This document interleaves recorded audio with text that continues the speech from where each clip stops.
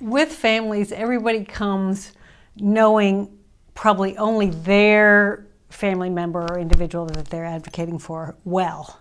And they know what makes that person happy, what makes that person thrive, what would that person really like to do all day, who would that person like to live with. We were actually learning that our son did not want to live with us anymore. He was ready to have his own life, and that was powerful.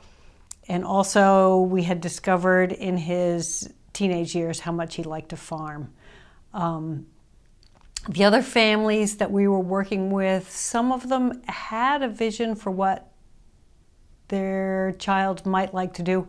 Some could not think of anything that their child would like to do, but they liked the brainstorming sessions. And together, we had many, many years of meetings that we call the muffin meetings, where we'd get together for muffins and coffee on Saturday and just talk about who could bring what to this project, who had energy, who knew of potential staff people, who knew more about the legal requirements, who knew about how to start a nonprofit and do some fundraising.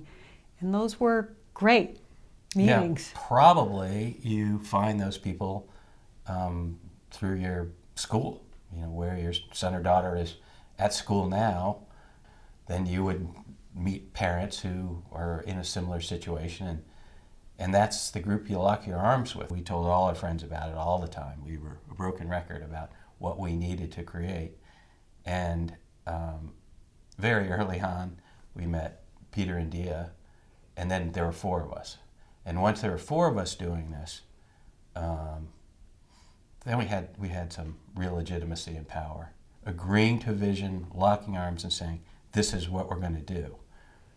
There were also families that we've met with who said, I can't do this work. Yeah. I am exhausted. I'm a single parent. I'm working all the time anyway. I just need to find a program that works for my kid. Right. And they can do that. Right. And they did. That's we great. had a third family, and they did find a program that worked for their kids, so they did not have to start a new program. But it's just so random to expect that you would find a program that would work. The odds are staggering. It's still worth looking. Yeah, it's worth looking. Yeah. If you don't need to reinvent the wheel, yeah. Well, great. When you're finding your group, these meetings where you're just brainstorming and enjoying each other's company are very important, because being in alignment will help a great deal. We do know people that we've worked closely with who got a cohort together, and there was just negative energy that made the group fall apart. And years had gone into putting a program together, and it was very heartbreaking to have the program fall apart. Through no fault of the individuals with special needs, it was or the parents. Honestly, they just had separate visions. They couldn't agree on exactly what the purpose was of the community, and so it fell apart. It is hard. You have to get a little lucky.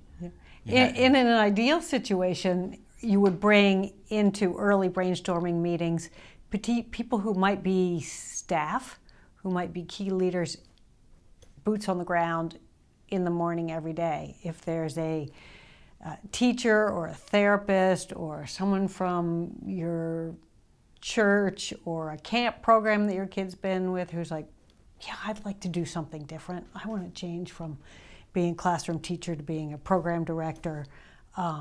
If you could get those people in the early meetings, concept meetings, that would be amazing.